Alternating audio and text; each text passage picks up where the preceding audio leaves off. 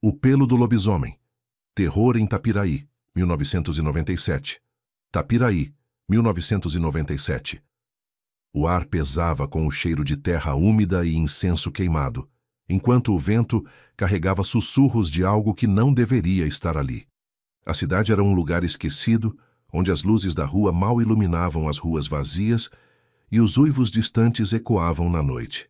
Diziam que no bosque ao redor, predadores não eram só animais, e que vítimas nunca voltavam inteiras. Ana. Beatriz chegou com a mochila cheia de pelumidentes, de bichos para estudar. Mas ninguém avisou que Tapiraí guardava segredos mais antigos que a própria mata. O padre Bento, com seus olhos de quem já viu o sobrenatural, tentou alertar. Essa terra tem um instinto que não é natural. Mas ela riu, achando que era só lenda. Até a primeira vítima aparecer no bosque com marcas de garras e cordoras que não era humana. Eles dizem que a chegada da forasteira. O ônibus que trazia Ana Beatriz para Tapiraí parou com um solavanco, levantando uma nuvem de poeira vermelha que se misturou ao ar quente da tarde. Ela ajustou a mochila nas costas, olhando ao redor com um misto de curiosidade e ceticismo. A placa de Bem-vindos a Tapiraí estava enferrujada, pendurada de forma precária em um poste de madeira, como se o próprio lugar não tivesse certeza se queria mesmo receber visitantes. A cidade era pequena, do tipo que parecia ter parado no tempo. Casas baixas de tijolos aparentes, ruas estreitas e um cheiro forte de terra molhada que se misturava ao incenso que escapava da igreja ao fundo. Ana respirou fundo, sentindo o contraste entre o ar fresco da mata e o cheiro de velas e madeira velha. Ela vinha de São Paulo, onde a vida seguia um ritmo frenético, e agora se via em um lugar onde o tempo parecia se arrastar. Você deve ser a bióloga, disse uma voz grave atrás dela. Ana virou-se e viu um homem de batina preta, rosto marcado por rugas profundas e olhos castanhos que pareciam guardar segredos. Era o padre Bento, o único da pequena igreja local. Sou, respondeu ela, estendendo a mão. Ana Beatriz. Vim estudar a fauna da região. O padre apertou sua mão com firmeza, mas seus olhos não sorriam. Tapiraí não é lugar para estudos, moça. É lugar de histórias. Ana riu baixinho, um som seco e incrédulo. Histórias? Eu vim por dados, padre. Pelo, dentes, hábitos, de caça. Nada de lendas. O padre Bento olhou para o céu onde o sol começava a se pôr, tingindo as nuvens de um vermelho intenso. Você vai ver. Esta terra tem instinto próprio. Ana ignorou o comentário, ajustando o caderno de anotações que trazia na mochila. Preciso de um lugar para ficar. Alguém aqui aluga quartos? A dona Maria, na pousada do centro. Mas ela não gosta de forasteiros. Bem, eu não sou de ficar muito tempo, disse Ana, já caminhando em direção à rua principal. O padre Bento a observou ir, balançando a cabeça. Você vai mudar de ideia.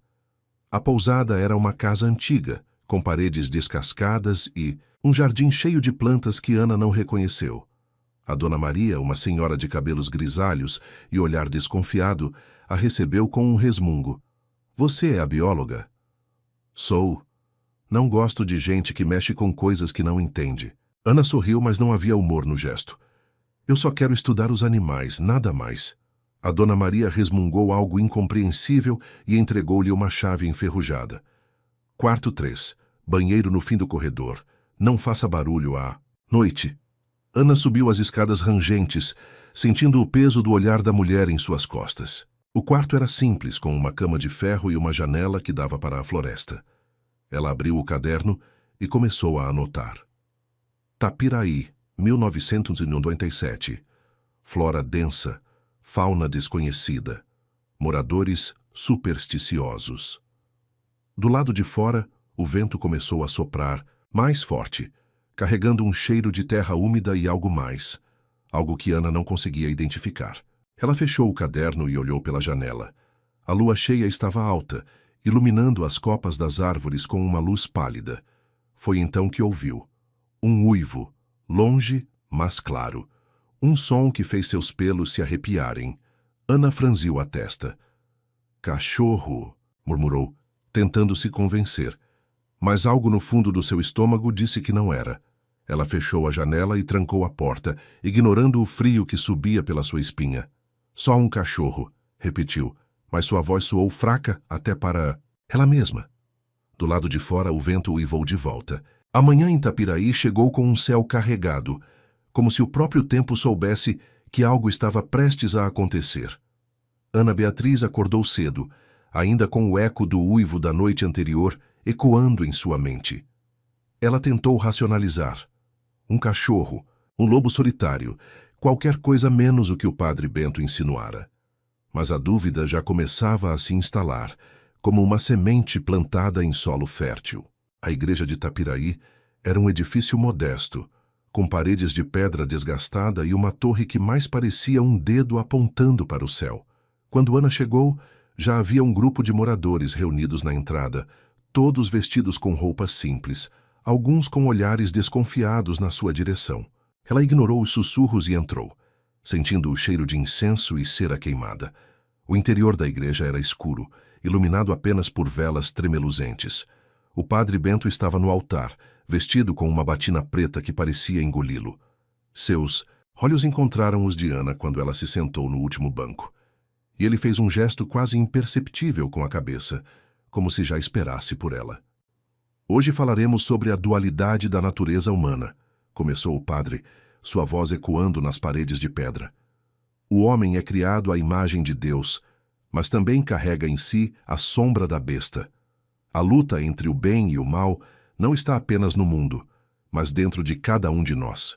Ana franziu a testa. Aquilo soava como um sermão sobre lobisomens, não sobre fé. Ela olhou ao redor e notou que os moradores escutavam com atenção, alguns até murmurando em concordância. Seu olhar parou em Clara, a jovem sensitiva, que estava sentada a alguns bancos à frente. A garota virou-se discretamente e sorriu para Ana, um sorriso que não chegou aos olhos. Há quem diga que essa batalha é mais visível em certas noites, continuou o padre baixando a voz. Quando a lua cheia brilha sobre Itapiraí, a linha entre homem e animal se torna tênue, e quem não controla sua besta interior, bem, digamos que a cidade já viu o que acontece. Ana sentiu um arrepio. Ela queria rir, mas algo na atmosfera da igreja a impedia. O padre Bento ergueu um crucifixo e as velas ao seu redor começaram a tremeluzir, como se uma corrente de ar invisível as tocasse. Mas não havia vento. A maldição de Itapiraí não é uma lenda, disse ele, olhando diretamente para Ana. É real. E quem não acredita... Bem, quem não acredita acaba descobrindo da pior maneira. Um silêncio pesado caiu sobre a igreja. Ana sentiu os olhos de todos sobre ela, como se estivessem esperando sua reação. Foi então que ouviu. Um uivo distante, abafado, mas inconfundível. Ela virou-se para a porta, mas ninguém mais parecia ter ouvido. Clara, porém, estava olhando para ela com uma expressão que dizia: "Eu te avisei." O padre Bento continuou seu sermão, mas Ana mal ouvia. Seus pensamentos giravam em torno daquele som, da expressão no rosto de Clara, do olhar calculista do doutor Emiliano, que estava sentado no banco oposto, observando-a com um sorriso que não chegava aos olhos. Quando a missa terminou, Ana saiu, rapidamente, sentindo a necessidade de ar fresco. O sol estava alto, mas a sombra da igreja parecia se estender sobre ela, como um aviso. Ela respirou fundo, tentando se acalmar. Você não deveria ter vindo. A voz veio de trás dela. Ana virou-se e viu Clara, os olhos fixos nela, com uma intensidade perturbadora. O que você quer dizer? Perguntou Ana, tentando soar firme. Itapiraí não é lugar para pessoas como você, respondeu Clara baixinho. Aqui, as coisas não são o que parecem, e a lua cheia, ela traz coisas à tona. Ana abriu a boca para perguntar mais, mas Clara já estava se afastando, desaparecendo entre as casas de tijolos aparentes. Ela olhou para o céu, onde a lua cheia já começava a aparecer mesmo sendo de manhã. Um presságio. E então, como se o destino quisesse confirmar seus piores medos, ela ouviu outro uivo, mais próximo dessa vez. Ana engoliu seco. Ela sabia que não era um cachorro. E pela primeira vez desde que chegara a Tapiraí, sentiu medo. Ana Beatriz chegou a Tapiraí buscando dados científicos, mas o que ela encontrou foi algo muito mais sombrio.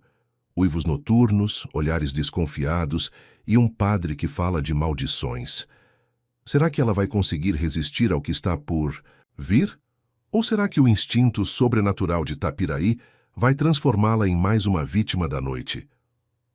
Se você está curtindo essa história de terror, não esqueça de curtir o vídeo e compartilhar com quem ama um bom susto. E se ainda não é inscrito no canal, corre lá e clica no botão de inscrição, porque aqui, a cada episódio, uma nova história de terror te espera. Continue assistindo para descobrir o que acontece quando a lua cheia se ergue sobre Tapiraí. Eis o que ela revela sobre a verdadeira natureza dos moradores. O grito cortou a noite como uma faca. Ana Beatriz acordou sobressaltada, o coração batendo forte contra as costelas. O som vinha de fora, agudo e desesperado, carregado de um desespero que gelou seu sangue. Ela pulou da cama, ainda grogue de sono, e correu até a janela. A lua cheia banhava Tapiraí com uma luz pálida, quase doentia, iluminando as ruas desertas. Mas não era o luar que chamava sua atenção. Era a figura de uma mulher ajoelhada no meio da rua, os braços estendidos para o céu, a boca aberta em um grito que parecia não ter fim. — Chico! A mulher berrava. — Meu filho, Chico! Ana reconheceu a voz. Era a Dona Margarida, a mãe de Chico, o garoto que trabalhava na mercearia do centro. Ela já o tinha visto algumas vezes, um menino magro de sorriso fácil, sempre carregando sacolas de compras para os moradores mais velhos. Sem pensar duas vezes, Ana vestiu um casaco por cima do pijama e saiu correndo, descalça, em direção à rua. Quando chegou perto, viu que Dona Margarida estava acompanhada por um pequeno grupo de moradores, todos com expressões de pavor. — O que aconteceu? Ana perguntou ofegante. Dona Margarida virou-se para ela, os olhos vermelhos de choro, o rosto contorcido de dor. — Ele sumiu! Ela gritou. — Meu filho sumiu! Ana olhou ao redor, confusa. A rua estava vazia, exceto pelo grupo de pessoas reunidas ali. Não havia sinais de luta, nenhum rastro de sangue, nada que indicasse que algo terrível havia acontecido. — Como assim sumiu? Perguntou Ana, tentando manter a voz calma. — Ele saiu de casa? — Ele foi buscar lenha na mata. Dona Margarida soluçou. — Ele sempre volta antes do anoitecer, mas hoje ele não voltou. Ana sentiu um frio na espinha. A mata. O mesmo lugar de onde vinham os uivos que ela ouvira na noite anterior. — Vamos procurar, disse um homem robusto, com voz grossa. Era Jonas, o caçador local. Se ele está lá, a gente encontra. Ana olhou para o inspetor Ricardo Melo, que havia chegado pouco depois com o rosto fechado e os braços cruzados. — A gente não pode sair por aí sem um plano, ele disse, mas sua voz não tinha convicção. — Plano para quê? Jonas cuspiu no chão. — O menino está perdido e a gente está aqui discutindo? O inspetor hesitou, mas acabou concordando. Um grupo se formou rapidamente, armado com lanternas, facões e até mesmo um par de espingardas. Ana não tinha certeza se era uma boa ideia, mas a urgência no ar era inegável. — Eu vou com vocês, ela disse, pegando uma lanterna emprestada. — Melhor não, disse o inspetor. Isso não é trabalho para bióloga. — Eu conheço. A mata, Ana insistiu. — Posso ajudar. O inspetor a olhou por um longo momento como se estivesse tentando decidir se ela era uma aliada ou um problema. Finalmente ele deu de ombros. — Tudo bem, mas fique perto. A caminhada até a mata foi silenciosa, exceto pelo som dos passos e do vento nas árvores. A floresta estava escura, iluminada apenas pelas lanternas trêmulas, e o ar cheirava a terra úmida e folhas em decomposição. Ana sentia o peso do medo no ar, como uma névoa invisível que se agarrava a todos. — Chico! Dona Margarida chamava, a voz quebrando. — Chico, meu filho! Ninguém respondia. Eles avançaram mais, seguindo um caminho estreito que serpenteava entre as árvores. Ana ouvia o farfalhar dos galhos, o som de pequenos animais fugindo de suas lanternas. De repente, Jonas parou. — Olhem isso, ele disse, apontando para o chão. Ana se aproximou e viu marcas no chão, Pegadas grandes, como se algo pesado tivesse passado por ali. Não eram humanas. Eram mais largas, com garras profundas que se afundavam na terra. "O que é isso?" ela perguntou, sentindo um nó no estômago. "Não sei", Jonas respondeu a voz baixa, "mas não é um animal normal." Ana engoliu seco. Ela já tinha visto pegadas como aquelas antes, em livros, em documentários, mas nunca na vida real. "Pode ser um urso?"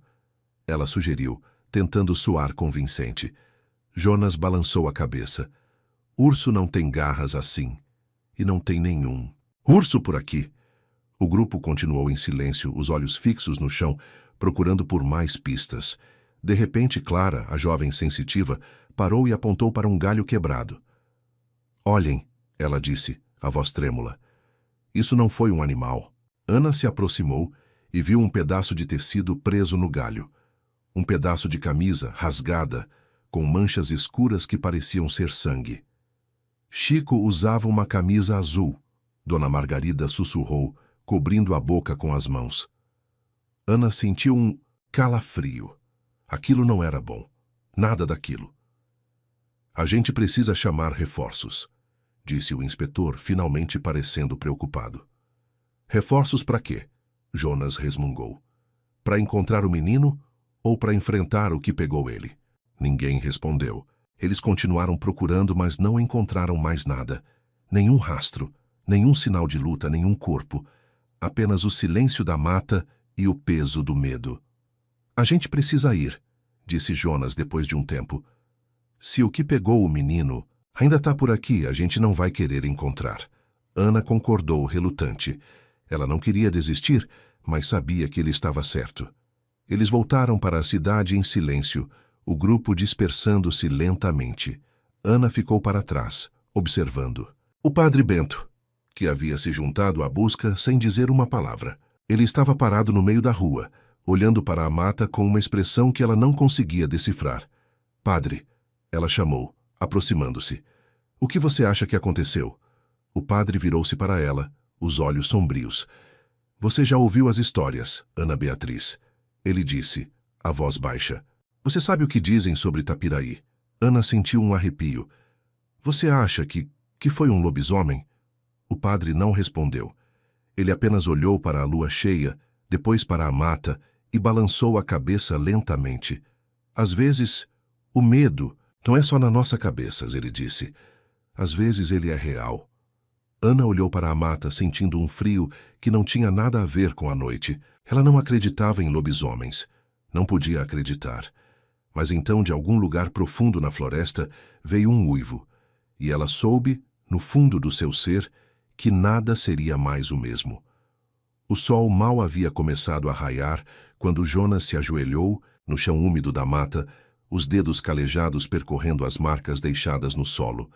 A terra estava revirada, como se algo pesado tivesse passado por ali arrastando-se, e havia sulcos profundos que só poderiam ter sido feitos por garras afiadas. Ana Beatriz observava de longe, os braços cruzados, enquanto o inspetor Ricardo Melo resmungava atrás dela, claramente impaciente. "Olha só isso", Jonas murmurou apontando para um galho quebrado. "Não foi um animal comum que fez isso. Veja a altura, a força necessária para partir madeira grossa assim."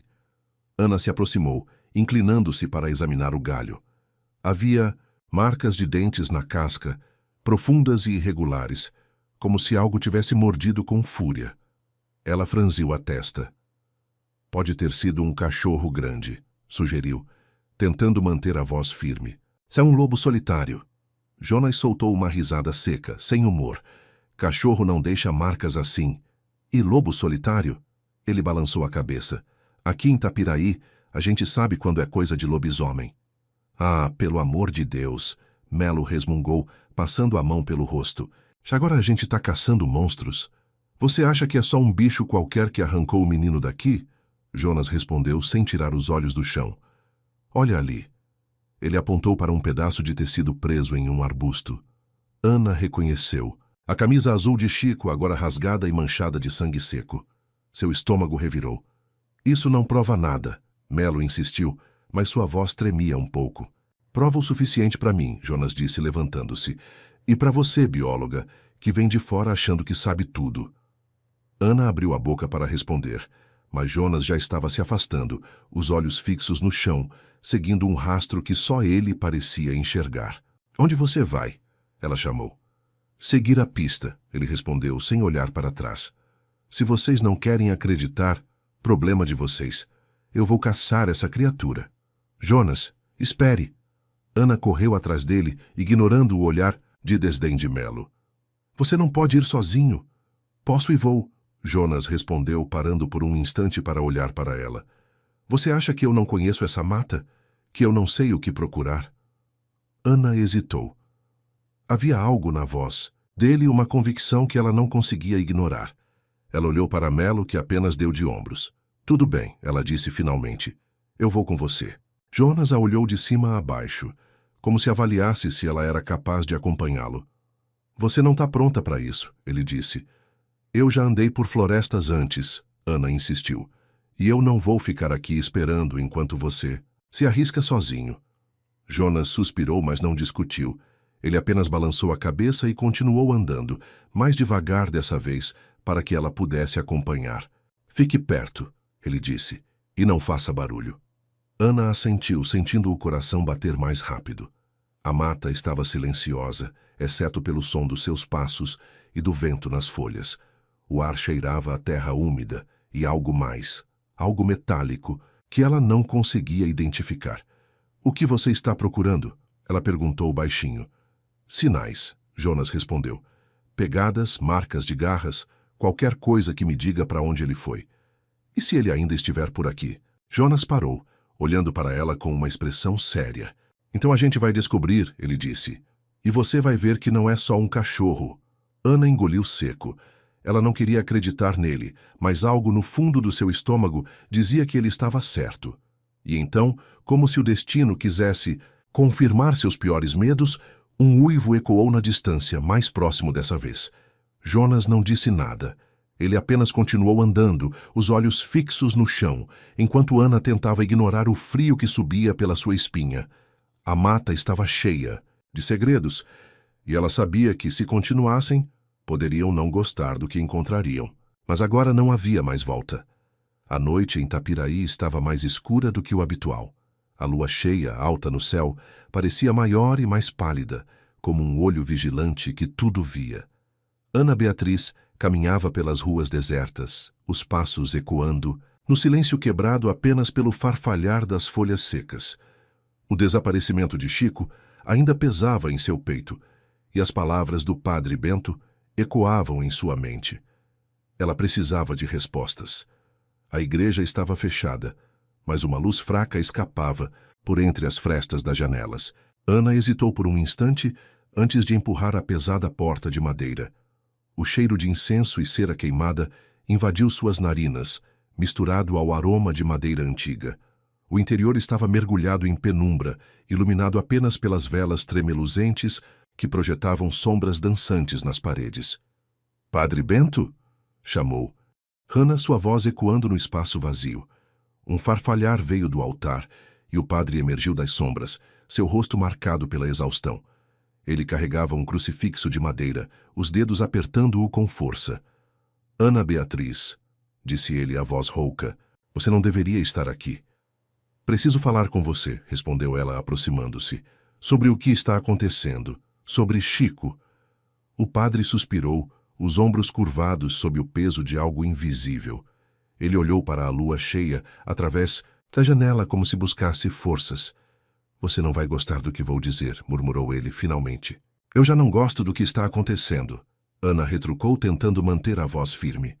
Alguém levou Chico. Alguém ou algo. O padre Bento fechou os olhos por um instante, como se rezasse em silêncio. Quando os abriu, havia uma sombra de medo neles. Você já ouviu as histórias, Ana Beatriz, disse ele, a voz baixa. Tapiraí não é uma cidade comum. Há uma maldição aqui. Ana sentiu um arrepio percorrer sua espinha. Maldição? Repetiu incrédula. Você está falando de lobisomens? O padre Bento não respondeu imediatamente. Ele se aproximou de uma das velas, ajustando-a com dedos trêmulos. Há muito tempo, um homem de Tapiraí foi amaldiçoado. Começou ele finalmente. Dizem que ele era um pecador, um homem violento que machucava os outros sem remorso. Mas ele também era um homem de fé. E quando percebeu o que estava prestes a se tornar, veio até mim em busca de ajuda. Ana franziu a testa. E o que aconteceu? Eu tentei salvá-lo, continuou o padre, a voz embargada, mas a maldição já estava nele.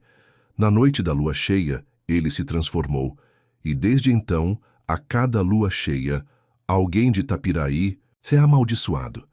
Isso é ridículo, Ana murmurou, mas suas palavras soaram fracas até para ela mesma. Você acha? O padre Bento olhou para ela, os olhos cheios de dor. Quantas pessoas já desapareceram aqui, Ana? Quantas famílias choram por filhos perdidos? Ana lembrou-se dos sussurros na missa, dos olhares desconfiados, do medo que pairava no ar.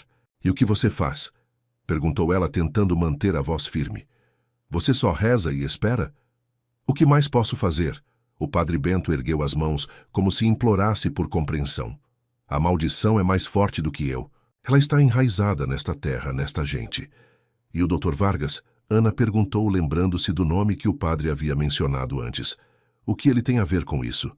O padre Bento ficou em silêncio por um longo momento. Quando finalmente falou, sua voz era quase um sussurro. Ele sabe mais do que diz, mais do que qualquer um de nós. Ana sentiu um frio na espinha. Havia algo no tom do padre, algo que sugeria que ele sabia mais do que estava disposto a revelar. Você está me dizendo que o Dr. Vargas é o lobisomem? Perguntou ela incrédula. Não, respondeu o padre, balançando a cabeça. Mas ele sabe quem é, e ele protege essa pessoa. Ana sentiu um nó na garganta. Ela não queria acreditar, mas as peças começavam a se encaixar. Os olhares desconfiados, os sussurros, o medo que permeava a cidade. O que eu faço? Perguntou ela, sentindo-se perdida.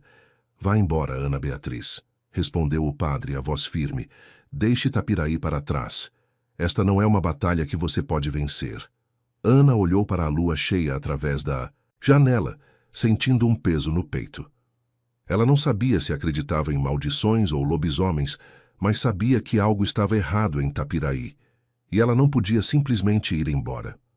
Eu não posso, disse ela finalmente. Não até encontrar Chico. O padre Bento suspirou como se já esperasse por aquela resposta. Então tome cuidado, disse ele, a voz baixa, porque a noite está chegando, e com ela, a besta. Ana sentiu um arrepio percorrer seu corpo. Ela sabia que não deveria, mas não conseguia evitar. Ela olhou para a lua cheia e por um instante teve a sensação de que algo a observava de volta. E então, de algum lugar na mata, veio um uivo. Longo, agonizante, cheio de dor e fúria. E Ana soube, no fundo do seu ser, que nada seria mais o mesmo. O necrotério de Tapiraí era um lugar frio, não apenas pela temperatura, mas pela atmosfera pesada que parecia grudar nas paredes descascadas. Ana Beatriz ajustou os óculos de proteção, os dedos tremendo levemente enquanto ajustava as luvas de látex. O corpo de Chico estava estendido sobre a mesa de metal, coberto por um lençol branco que não conseguia esconder a rigidez da morte. Ela respirou fundo, tentando acalmar o coração acelerado. O inspetor Ricardo Melo havia proibido a autópsia, alegando que não havia necessidade de mexer com o que já está morto. Mas Ana não podia ficar de braços cruzados. Precisava de respostas. Com um movimento rápido, ela puxou o lençol, revelando o corpo do menino. A primeira coisa que a chamou a atenção foram as marcas. Garras profundas no peito, como se algo o tivesse rasgado com uma força desumana. Os ossos estavam quebrados, mas não de forma aleatória. Pareciam ter sido regenerados, de maneira anormal, como se o corpo tentasse se curar de ferimentos impossíveis. Ana pegou a sonda, examinando os músculos rasgados. Havia pelos grossos e escuros incrustados na pele, como se algo tivesse se fundido com ele. Ela os coletou com cuidado, colocando-os em um frasco de vidro. Seus pensamentos giravam em torno do que o padre Bento havia dito. A maldição de Tapiraí não é uma lenda. Um flashback invadiu sua mente. Chico correndo pela mata, rindo, antes de desaparecer. Agora ali estava ele, transformado em algo que não era mais humano. O cheiro de sangue e terra úmida ainda persistia no corpo, como se a floresta não quisesse soltá-lo.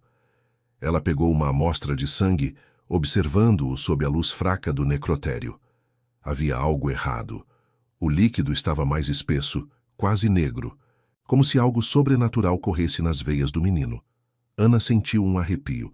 Ela não acreditava em lobisomens. Não podia acreditar, mas as evidências estavam ali, diante dos seus olhos. Seus dedos apertaram o frasco com mais força, como se quisesse se convencer de que tudo aquilo era real. Ela olhou para a janela, onde a lua cheia brilhava no céu, iluminando a noite com uma luz pálida e doentia.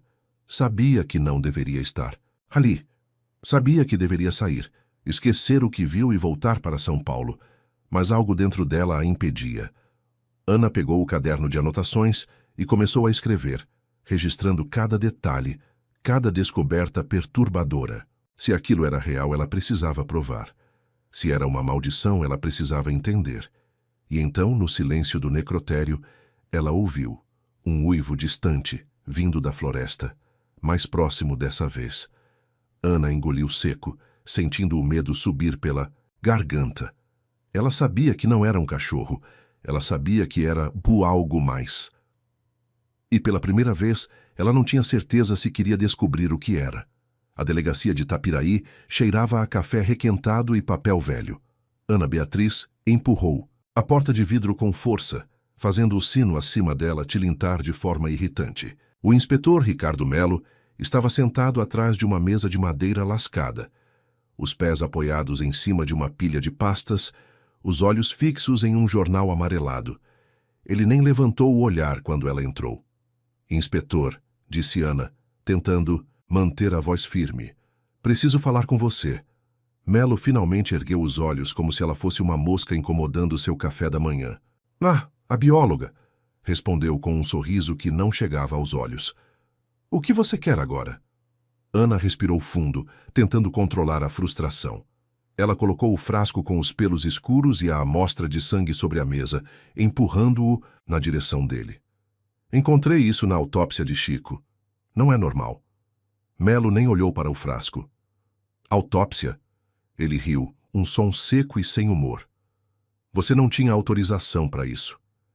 Eu precisava saber o que aconteceu. Com ele? Ana insistiu. Isso não é natural, tem algo errado aqui. Olha, doutora. Melo se inclinou para a frente, os cotovelos apoiados na mesa. Eu já disse antes e vou repetir. Não preciso de suas teorias da conspiração. Temos pistas concretas, pistas reais. Pistas? Ana quase riu. O que você tem é medo de enfrentar o que está acontecendo de verdade. Melo franziu a testa, os olhos estreitando. Cuidado com o que você fala, moça. Você não sabe com quem está lidando. Eu sei exatamente com quem estou lidando, Ana respondeu, a voz baixa e perigosa. E você também, só não quer admitir. Antes que Melo pudesse responder, a porta da delegacia se abriu novamente. O doutor Emiliano Vargas entrou, vestido com um terno impecável, o cabelo perfeitamente penteado, como se tivesse acabado de sair de um salão de beleza. Ele sorriu para Melo, um sorriso que parecia esconder algo sinistro por trás. Inspetor, disse Vargas, estendendo a mão. Que bom encontrá-lo. Melo se levantou imediatamente, como se um fio invisível o puxasse. Doutor Vargas, respondeu apertando a mão do médico com um pouco mais de entusiasmo do que o necessário. Que surpresa! Na verdade, não é uma surpresa, Vargas respondeu, olhando para Ana com um brilho nos olhos. Eu vim convidá-lo para um almoço.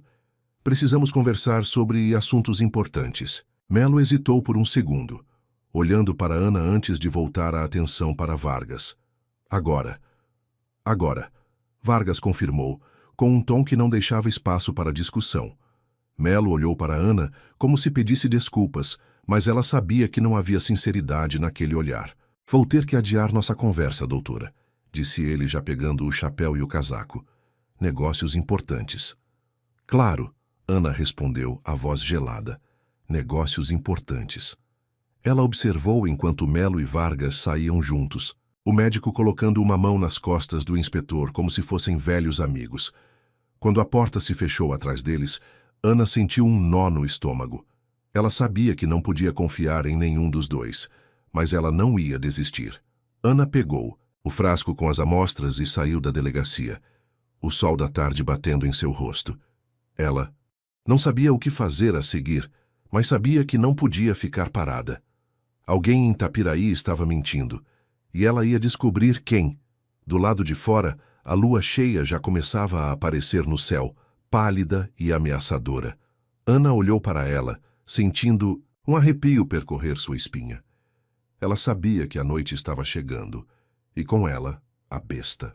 A noite em Itapiraí estava carregada de um silêncio pesado, como se a própria cidade estivesse prendendo a respiração. Ana Beatriz caminhava pelas ruas estreitas, os passos ecoando no chão de terra batida. As casas, antes acolhedoras, agora pareciam fechadas em si mesmas.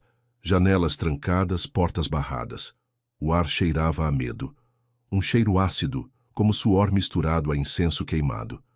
Ela parou em frente à delegacia, onde o inspetor Ricardo Melo estava parado na porta, os braços cruzados, o rosto mais pálido do que o habitual. Quando a viu, seus olhos se estreitaram. — O que você quer agora?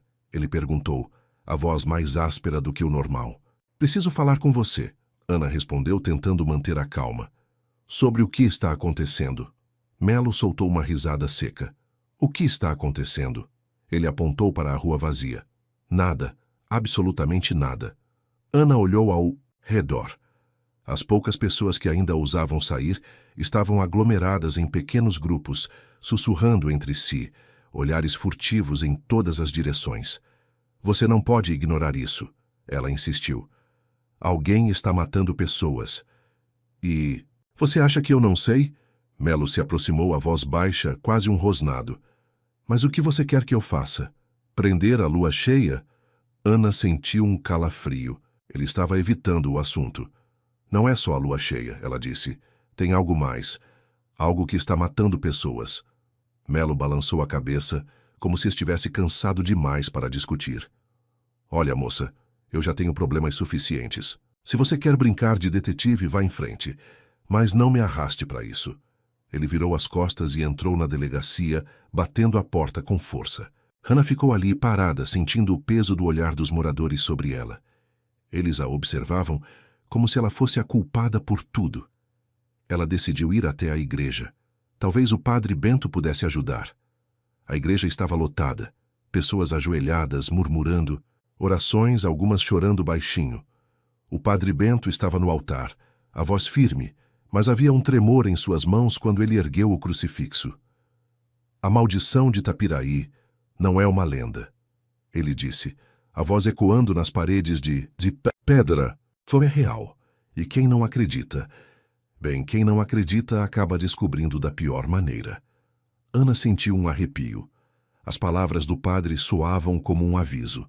Ela saiu da igreja e foi em direção à casa de Jonas. O caçador estava sentado na varanda, afiando uma faca, os olhos fixos na mata. — Você viu? Ele perguntou sem olhar para ela. — Viu o quê? — Os animais. Ele apontou para a floresta. — Eles estão fugindo. Cães, pássaros, até os bichos da mata. Eles sabem que algo está vindo. Ana olhou para a mata, onde a lua cheia iluminava as árvores com uma luz pálida. — E o que você acha que é? Jonas não respondeu.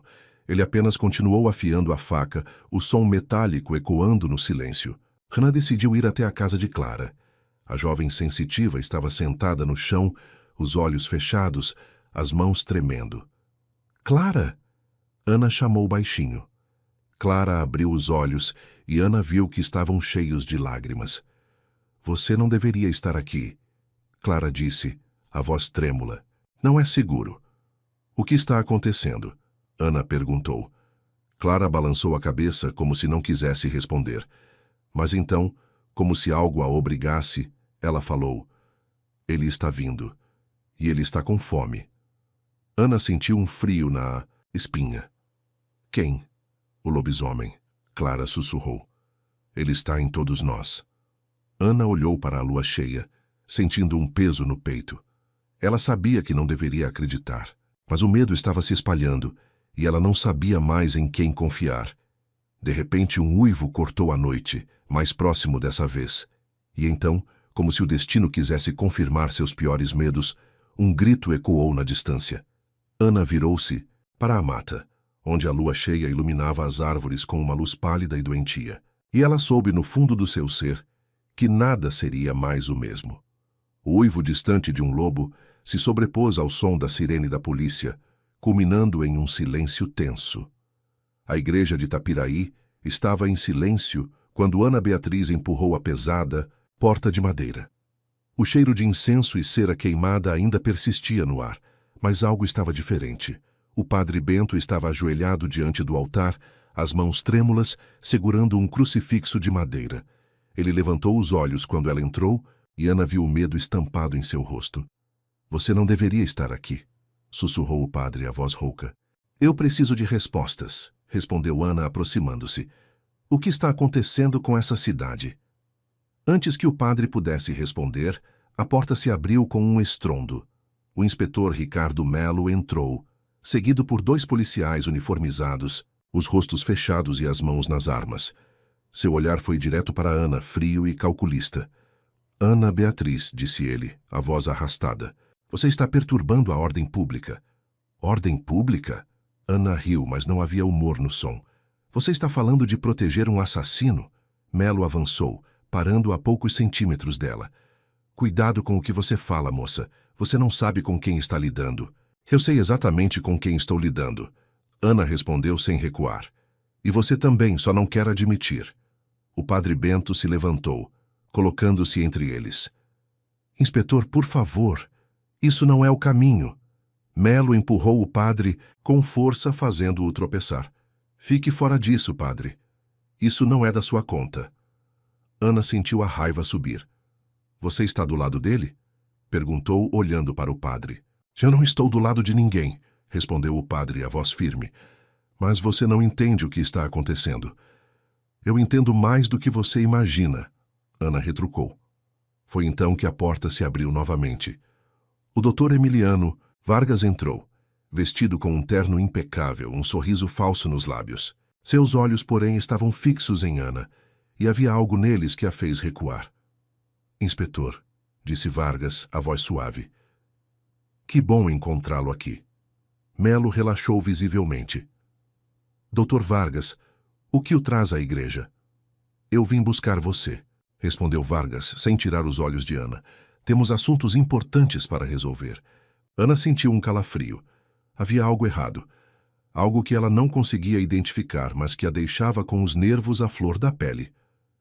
"Você não vai levar ninguém a lugar nenhum", disse ela firme. Vargas riu, um som que ecoou nas paredes da igreja. "Ah, Ana Beatriz, você ainda não entende, não é? Esta cidade não é lugar para curiosos." Foi então que aconteceu. Um uivo cortou a noite vindo de fora, alto, agonizante, cheio de dor e fúria. Todos pararam, olhando para a porta. "O que foi isso?" perguntou um dos policiais, a voz trêmula. "Nada", respondeu Melo, mas sua voz não tinha convicção. Ana olhou para Vargas e viu algo em seus olhos, algo que a fez recuar. Seus dedos se fecharam em torno do crucifixo que o padre Bento havia deixado cair. "Você", sussurrou ela, "você é o lobisomem." Vargas riu novamente, mas dessa vez o som foi diferente, mais profundo, mais animal. "E você está prestes a descobrir o que acontece com quem sabe demais." Antes que Ana pudesse reagir, Vargas se moveu, rápido demais para ser humano. Ele agarrou o inspetor Melo pelo pescoço, levantando-o do chão como se fosse um boneco de pano. "Doutor Vargas", gritou um dos policiais, sacando a arma. Mas era tarde demais. Vargas já estava mudando. Seu corpo se contorcia, os ossos estalando, a pele se rasgando enquanto pelos escuros brotavam por todo o corpo. Seus olhos se tornaram amarelos, brilhantes, e suas mãos se transformaram em garras afiadas. "Atirem!" gritou Ana, recuando. Os policiais dispararam, mas as balas pareciam não ter efeito. Vargas, não, o lobisomem, rosnou avançando sobre eles. "Protejam o doutor!" gritou Melo, tentando se levantar. Ana não esperou para ver o que aconteceria em seguida. Ela correu para a porta. ouvindo os gritos e os tiros atrás dela. Quando saiu da igreja, a lua cheia estava alta no céu, iluminando a cidade com uma luz pálida e doentia. Ela sabia que não podia ficar. Sabia que não podia confiar em ninguém. Mas também sabia que não podia fugir, porque Tapiraí ainda não havia terminado com ela. A igreja de Tapiraí tremia. O lobisomem, não. O Dr. Emiliano Vargas, ou o que restava dele, arrancou a porta com um rugido que ecoou pelas paredes de pedra. Seu corpo se contorcia, os ossos estalando, a pele se rasgando, enquanto pelos negros brotavam como espinhos. Os olhos, agora amarelos e brilhantes, fixaram-se em Ana Beatriz, que recuou contra o altar, o coração batendo tão forte que parecia que ia explodir. "Deus nos proteja", sussurrou o padre Bento, erguendo o crucifixo com mãos trêmulas. O lobisomem avançou, as garras arranhando o chão de madeira, deixando marcas profundas. Hannah sentiu o cheiro de sangue e terra úmida, um odor que parecia vir não apenas da criatura, mas da própria floresta, como se a mata inteira estivesse respirando com ela. "Você não pode entrar aqui", gritou Clara, os olhos fechados, as mãos estendidas. Sua voz soava estranha, como se não fosse dela, mas de algo mais antigo, mais profundo. "Esta é terra sagrada." O lobisomem rosnou, mas hesitou. Por um instante, pareceu lutar contra si mesmo, como se duas vontades brigassem dentro dele. Ana aproveitou a distração e pegou um dos candelabros de ferro do altar, balançando-o como uma arma improvisada. "Ana, cuidado!" Jonas gritou, avançando com sua faca de caça. Ele golpeou o lobisomem no flanco, mas a lâmina mal arranhou a pele grossa e peluda. A criatura virou-se para ele com um rugido, e Jonas mal teve tempo de se esquivar antes que as garras rasgassem o ar onde sua cabeça estivera. "Precisamos de um plano", o inspetor Melo gritou, tentando-se levantar. Seu rosto estava pálido e havia sangue escorrendo de um corte na testa. "Balas não funcionam, então o que fazemos?" "Fogo!" Ana gritou, lembrando-se das histórias que ouvira sobre lobisomens. "Fogo e fé", o padre. Bento assentiu, pegando um dos círios acesos do altar e jogando-o no chão. As chamas se espalharam rapidamente, iluminando a igreja com uma luz alaranjada que dançava nas paredes. "Clara, você pode ajudar?" O padre perguntou, a voz firme apesar do medo. Clara respirou fundo, os olhos ainda fechados. Quando os abriu, estavam brilhando com uma luz esverdeada, como se a própria natureza falasse através dela. Eu vejo a besta", ela sussurrou. "Ela está presa. Alguém a prendeu aqui. Alguém que não deveria ter feito isso." O lobisomem rugiu novamente, mas dessa vez parecia mais fraco, como se as chamas e a presença de Clara o enfraquecessem. "Agora!" o padre Bento gritou, avançando com o crucifixo erguido. "Em nome do Pai, do Filho e do Espírito Santo, eu te ordeno, saia dessa criatura." O lobisomem gritou. Um som que não era humano, não era animal, era algo entre os dois. Seu corpo se contorceu, os ossos estalando enquanto tentava resistir. Ana viu a pele se rasgando, os pelos caindo, e por um instante ela viu o rosto do Dr. Vargas, os olhos cheios de dor e arrependimento. Eu não quis, ele gemeu, antes de o lobisomem tomar conta novamente. "Não desistam!" Jonas gritou, golpeando novamente, dessa vez acertando o ombro da criatura. O lobisomem uivou, mas não recuou. "Ana, a água benta!" O padre Bento gritou, apontando para um pequeno frasco no altar. Ana pegou o frasco e jogou o líquido sobre o lobisomem. A criatura gritou, a pele chiando onde a água benta a tocou. Ela recuou cambaleante, os olhos fixos em Clara. Você não pode me deter." A voz do lobisomem saiu distorcida, como se viesse de múltiplas gargantas. Clara balançou a cabeça, os olhos ainda brilhando. "Eu posso", ela disse, e então, com um movimento rápido, estendeu as mãos em direção ao lobisomem.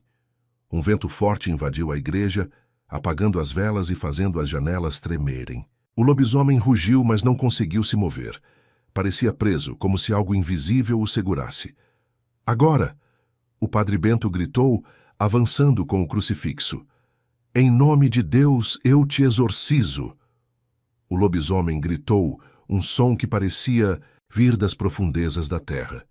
Seu corpo começou a se desintegrar, a pele se dissolvendo em cinzas, os ossos se quebrando até que, finalmente, não restava nada além de um monte de pó no chão. A igreja ficou em silêncio. O vento parou. A lua cheia ainda brilhava através das janelas, mas agora parecia menos ameaçadora, como se a batalha tivesse sido vencida. Ana respirou fundo, sentindo o peso do que havia acontecido.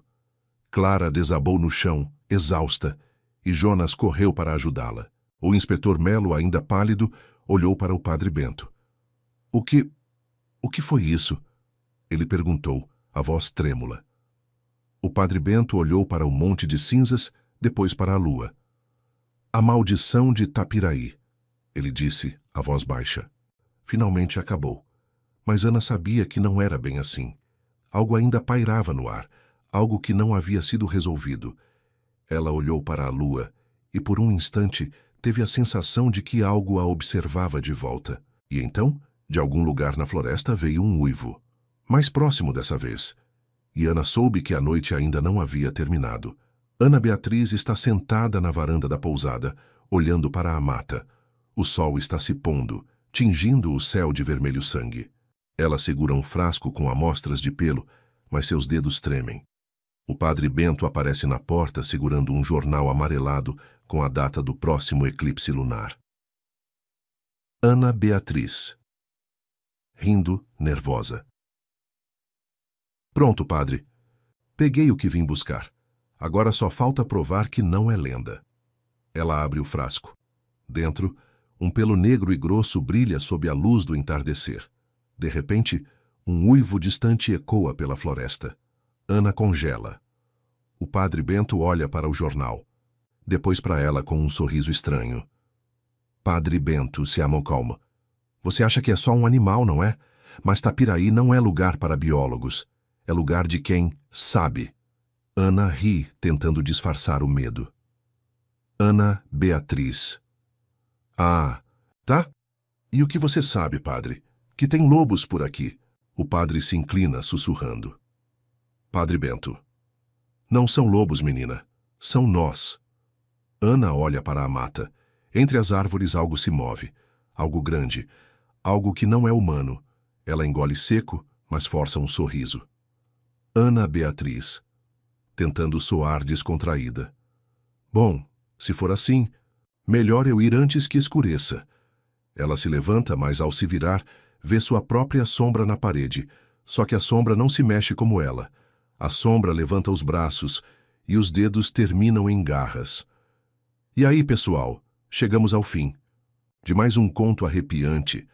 Mas será que Ana Beatriz realmente escapou do perigo? Ela pegou o pelo do lobisomem, mas será que isso é suficiente para provar a existência da criatura? Ou será que o verdadeiro terror ainda está por vir? O padre Bento parece saber mais do que conta. E aquele jornal com a data do próximo eclipse lunar, coincidência? Ou um aviso sinistro? E você, o que acha? Se fosse Ana Beatriz, teria fugido de Tapiraí ou ficado para desvendar o mistério? Acredita que o sobrenatural pode se esconder em lugares tão isolados?